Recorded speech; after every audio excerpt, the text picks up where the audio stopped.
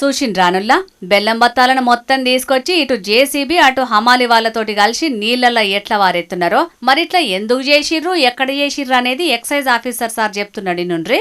మన police department వారు మరియు ఎక్సైజ్ డిపార్ట్మెంట్ కంబైన్డ్ ఆపరేషన్గా గత సంవత్సరం నుంచి మన ఎక్సైజ్ కేసులకు సంబంధించినటువంటి ఆ కేసులలో సీజ్ చేయబడినటువంటి నల్ల బెల్లం మరియు పటిక సుమారు 500 క్వింటాల నల్ల బెల్లం మరియు ఒక 50 క్వింటాలంత మన ఆలం సంబంధించి ఈరోజు మనం వివిధ కేసులలో ఈరోజు ఇక్కడ తీసుకొచ్చి మన జమ్మండ్లపల్లి బ్రిడ్జ్ దగ్గర మన మున్నేరు వాగు ఫుల్ ఉధృతంగా ప్రవహిస్తుంది.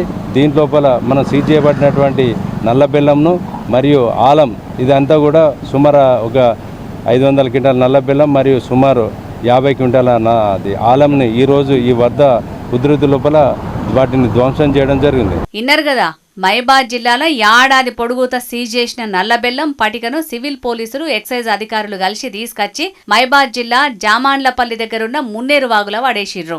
ఇక బ్రిడ్జి మీద బెల్లం ముద్దలు కింద పడి రచ్చరచ్చ అయ్యేటాళ్లకు దారింట పోయే ప్రయాణికులకు ఇబ్బంది కావద్దని వాటర్ ట్యాంకర్ తెచ్చి మరీ శుభ్రం చేసిర్రు.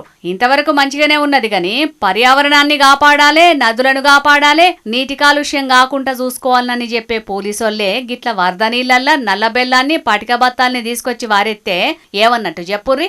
అసలుకే వాగులు వంకలల్ల చెత్తాచెదారం అడ్డుపడి పక్కపొంటున్న పొలాలకు వరదలు పోటెత్తి ఇసుక మేటలు పెడుతున్నాయి. ఇక ఇప్పుడు పోలీసులే వరదలొత్తున్నాయాల క్వింటాల కొద్ది బత్తాలను తీసుకొచ్చి వారెత్తే ఎట్లుంటది చెప్పురని అంటున్నారు ఈ ముచ్చట తెలిసిన అక్కడి జనాలు. అవు మరి వాళ్ళన్నది కూడా నిజమే. సరే పోలీసులు సీజ్ చేసిన నల్ల బెల్లాన్ని ధ్వంసం చేసుడు మంచి పనే, కాకుంటే దానికి ఏరే పద్ధతులుంటాయి కదా. అవసరమైతే అదే జేసీబీ తోటి తవ్వి భూమిలో పాతిపెట్టినే అయిపోయేది. మరట్లా ఆలోచన చేయకుండా గిట్ల వరద నీళ్ళలా ఎందుకు వారేసినట్టో వాళ్ళకే తెలవాలి. గాని ఇంకో పారి గిసొంటి పనులు ఎవ్వరు చేయకుంటుంటే అదే 10,000 అనుకోవాలిగా.